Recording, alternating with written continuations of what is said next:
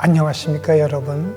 오늘은 지난 시간에 이어서 창세기 37장부터 41장까지 읽겠습니다. 오늘 읽을 말씀은 야곱의 자녀들, 특히 라헬이 낳은 아들 요셉에 관한 이야기입니다. 흔히 결과가 좋으면 과정은 좀 무리가 있어도 괜찮다고 하지만 그것은 옳지 않은 생각입니다. 아버지 야곱이 요셉을 편애하는 바람에 그는 형들에게 밉게 보일 수밖에 없었습니다. 마침내 형들은 그를 미디안 상인들에게 팔아버렸고 그 상인들은 그를 애굽에서 바로의 신하 친위대장 보디발에게 팔았습니다. 아버지의 편애는 형제들을 불화하게 만들었고 급기야 형들이 동생을 노예로 팔아넘기는 악한 죄를 범하게 만들었습니다. 이어서 38장 말씀에는 유다가 며느리 다말과 관계하여 자식을 낳게 되는 상당히 부적절하고 민망한 이야기가 소개되고 있습니다. 그 당시 풍속이라고 할 수 있는 형이 자식이 없이 죽을 경우 그 동생이 형수에게 들어가 관계를 하고 자식을 낳아 형의 대를 잇게 했다는 오늘의 기준으로는 상당히 이상한 풍속이 소개되고 있습니다. 그러나 이런 추한 이야기까지 숨기지 않고 수록하고 있는 것을 보면 성경은 과연 꽤나 진실한 책이라는 사실을 반증하고 있다고도 말할 수 있습니다. 하여간 애굽 사람 보디발의 집에 종으로 팔린 요셉은 하나님께서 그와 함께 하심으로 형통한 자가 되었습니다.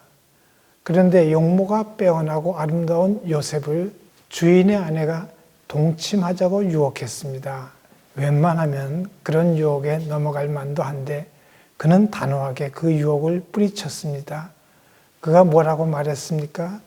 창세기 39장 9절 말씀입니다. 이 집에는 나보다 큰 이가 없으며 주인이 아무것도 내게 금하지 아니하였어도 금한 것은 당신뿐이오니 당신은 그의 아내임이라. 그런즉 내가 어찌 이 큰 악을 행하여 하나님께 죄를 지으리이까. 주인인 보디발에게 죄를 짓는 것일 뿐 아니라 하나님께도 죄를 짓는 것이기 때문에 그런 유혹에 넘어갈 수 없다고 하는 요셉의 태도를 오늘 우리도 본받아야 마땅하지 않겠습니까? 그러나 그 여인의 가증스러운 거짓말 때문에 요셉은 주인의 아내를 범하려고 했다는 누명을 뒤집어 쓰고 감옥에 갇히게 되었습니다. 물론 그 감옥에서도 하나님께서 그와 함께 하셨기 까닭에 그는 별 어려움 없이 지낼 수 있었습니다. 아니 오히려 그 감옥에서 바로의 관원장들을 만남으로써 훗날을 도모할 수 있게 되었습니다.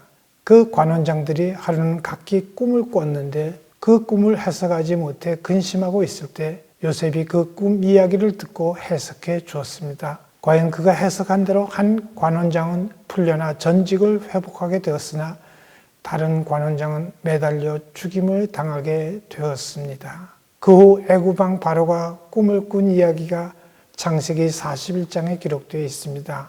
이상한 꿈을 거듭 반복해서 꾼 바로 왕은 그 꿈이 무엇을 의미하는지 알 수 없어 매우 번민했고 애굽의 점술가와 현인들을 모두 불러 물어보았지만 그 누구도 그 꿈을 해석해 주지 못했습니다. 그런데 그때 마침 친위대장 보디발의 집안에 있는 옥에서 요셉과 함께 지냈던 바로왕의 술 맡은 관원장이 왕 앞에서도 그 꿈을 능히 해석할 수 있는 자가 있다고 말했습니다. 여기서 우리가 꼭 주목해야 할 것은 요셉은 보디발의 집에 있는 감옥에서 두 관원장들의 꿈을 해석했을 때 자기의 능력이나 지혜가 많아서 그 해석을 할 수 있는 것이 아니라 하나님께서 알려주시기 때문에 바른 해석을 할 수 있었다고 사실대로 밝혔다는 점입니다. 그리고 바로 왕 앞에서도 그 꿈은 하나님께서 하시고자 하는 일을 알려주시려고 바로 왕을 하여금 꾸게 하신 것이고 자기는 다만 하나님의 뜻을 전달하는 역할을 했을 뿐이라고 분명히 밝혔다는 점을 잊지 말아야 합니다. 한국교회 역사에서도 많은 능력자들을 우리는 만나볼 수 있습니다. 그런데 문제는 대부분 그 능력자들이라는 사람들이 하나님께서 하신 놀라운 일을 마치 자기 자신의 능력으로 한 것처럼 사람들을 속였다는 점입니다. 그 결과 자기는 물론이고 따르던 많은 사람들도 망하게 되었다는 점은 참으로 안타까운 일이 아닐 수 없습니다.